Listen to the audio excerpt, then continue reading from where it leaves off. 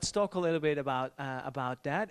You had this great starting question, Ella Atkins, about who would go to the showroom and buy the car without the steering wheel, and not too many people were enthusiastic about that idea. Is this the main issue if we're talking like future technology and how autonomous machines could be, like planes, that we're just scared to give away the control? So I think that is one issue. I normally study technology, but I think you have to have pull from the customer, which feeds back to pull from the manufacturer to actually put the new technologies into their systems. And my presentation was on autonomy for safety, but not necessarily to make a plane go faster or to allow a ride at a park to pull more Gs, but to just make it safer and more capable and potentially more efficient. And yeah, that's it. The efficient part was also a very interesting, because I thought, oh, this must be the point where the industry starts listening as soon as we're talking efficiency, and we're talking also reducing risks, because I guess that would be a very important starting point where you were triggered, right, to go and study. You're working at the University of Michigan doing the research, and it was elevated, or how you would say that, like initiated on risk things. I think as you were talking that the planes that you've learned to fly in, they all crashed. Yeah, so first of all, commercial transport aircraft are extremely safe, and I sleep all the time on them because it's a way to catch up. On the other hand, general aviation and experimental aviation and the kind of realm of unmanned aircraft systems that are coming out don't have that level of triple redundancy, software validation verification, not to mention long-term interaction with a very well-trained crew.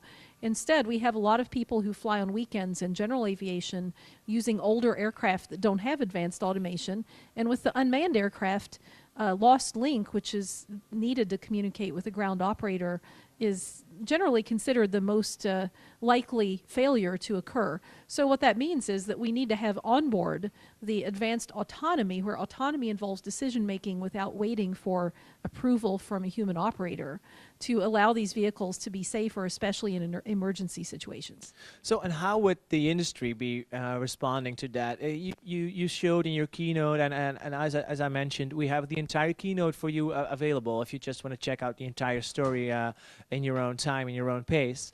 You showed like an emergency plan, and it has a very nice build-up, and even has a moment in which the pilot can take control back again. But I can imagine the industry has been used to doing it in a certain kind of way, doing the protocols like they've learned and they're repeating for over years. Well, how are they responding to these like new insights on maybe is a partial autonomy or entire autonomy?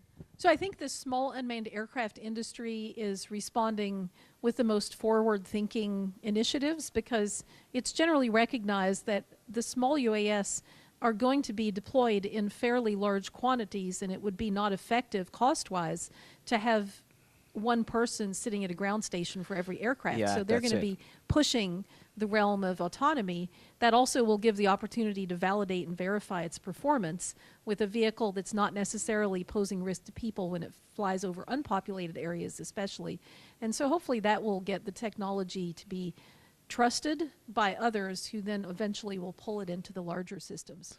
In your opinion, and just dreaming a little bit into the future, will there be a time when systems are just controlling the sky in a good way? They'll just be like coordinating everything that's flying, whether it be a passenger plane or a transport plane or a drone of any kind? Well, this is a Future Technologies conference. One of the visions that I have is that voice-based air traffic control can undergo metamorphosis into data link-based control, because you just get more data communicated per second, and you can have redundant backup links to do that. That opens a whole realm of possibility for sharing new data types that would be very difficult to communicate with words in a short time. Yeah, that's it. I guess this is where, especially in aviation, the profit would come when we're talking risk devalue. If we want to take the risk down, I guess, because every second would count when you're hanging in 10,000 feet in the air. Right, so I showed a couple of examples, one being the famous U.S. Airways incident in New York, where the captain, Sully, did really well with saving everyone's life, but that didn't have to happen if there was a combination of data link to inform the air traffic control system and onboard software, which could be proven correct today, that would have guided the plane back to an airport on a runway landing.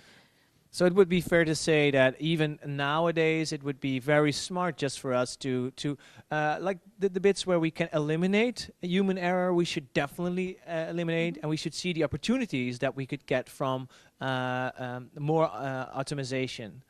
Well, so I think like in the autonomous driving challenge, in aviation there's a combination of problems due to failures and environmental hazards, but then also human error. And so I think we need to strike very carefully the balance between trust in human operators and trust in machines so that we manage to minimize overall risk regardless of our personal biases. And eventually it's clear to me that with triple redundancy and well-developed and trusted software, we will be able to get to the point where the software can, in some situations, override the pilots to maintain safety. We've seen examples where crews sometimes have either hostile intentions or just inadvertently make mistakes. Oh yeah, the example you gave from Emirates Airline, where they just forgot to add like a 3, or they took they wrote down the wrong number. That's for the it. weight of the airplane. Yeah. That So kind of thing. The automation needs to just say, no, that's not right. not correct. And, and change it. It's not like you're firing someone or taking away jobs. And just to make that point, one thing that I think is important to think about is that in the history of robotics and automation, jobs tend to not be lost, they tend to change. And so there's no reason to be convinced that air traffic controllers or pilots will suddenly be out of a job. Their training may change, their roles and responsibilities may change, but especially in the case of air traffic controllers, they have a very high stress job that might become more pleasant and rewarding with better autonomy. It's like the systems will be assisting human beings instead of the human beings assisting the systems, or working together. Well, collaborating. Yeah, they're so collaborating. Collaborative autonomy. Yes. I want to thank you so much